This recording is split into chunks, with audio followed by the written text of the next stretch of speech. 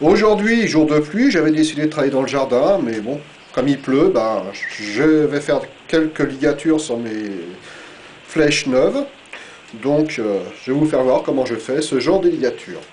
Chaque archer a une façon différente, je vous présente la mienne, après vous choisissez. Donc, je prends une flèche, du simple tranche-fil, je prends un petit bout, que je vais poser le long de la plume coque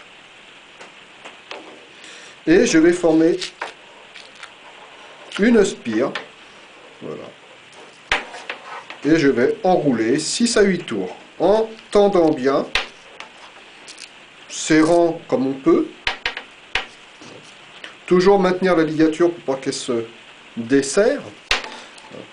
Donc là j'en suis à 4, 5, 6, 7, je vais essayer de serrer un peu les spires, et un 8. Je prends le bout qui dépasse, je le couperai plus tard, donc pour le bloquer je le mets tout simplement dans la plume, comme ça il ne me gêne pas. Et je retourne ma flèche, et je vais faire la seconde moitié de ma ligature, en utilisant la technique du petit pont, connue pour ceux qui font les cordes. Tout simplement on forme une boucle, et on vient enrouler la bobine en passant dans cette boucle, toujours en tournant dans le même sens que précédemment, 6 à 8 tours, hein, pareil, 3, 4, 5, 6, 7, 8, voilà. Une fois que j'ai fait mes 8 tours, je fais passer mon tranche-fil le long de la plume coque, je le mets dans l'encoche, et voilà, comme ça, ça ne m'embête plus. Et je peux reprendre ma ligature.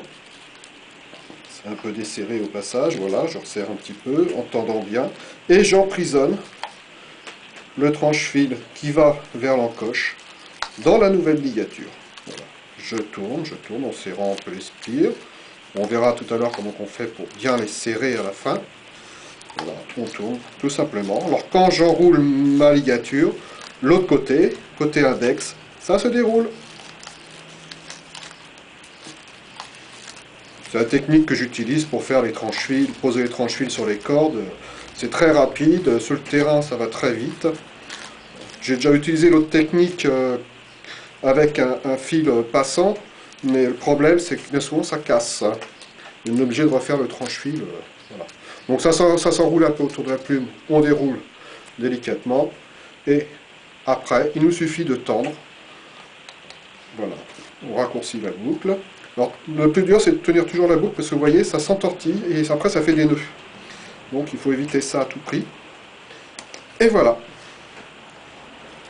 Donc je serre, je prends une cale, petite cale de bois toute simple, que je pose le long du fût et je serre bien mes spires entre elles. Je tasse bien tout ça. Voilà. Je serre. Je peux serrer aussi de l'autre sens. Voilà. C'est pour ça que j'ai laissé dépasser tout à l'heure. Comme ça, je peux le prendre et finir de serrer. Voilà. Ensuite, le petit ciseau qui va bien. Je coupe ce qui dépasse. Hop. Et voilà une ligature presque finie. La petite finition, un petit coup de briquet pour finir d'enlever ce qui dépassait. 3 gouttes de colle, je prends de la colle à plume, toute bête, hein, on peut prendre autre chose, que je fais pénétrer dans les ligatures. Comme ça, elles presque pas de se desserrer. Les spires vont être collées entre elles. Voilà. Et voici une belle ligature. Vous allez me demander pourquoi je fais ces ligatures. Tout simplement quand je tire ce genre de flèche avec mon mongol qui n'a pas de repose-flèche et la plume vient frotter le long de mon doigt. Si jamais elle se décolle, elle va rentrer dedans, ce qui va me faire beaucoup mal. Alors de toute façon je ligature systématiquement mes plumes naturelles. Voilà, à vous de jouer.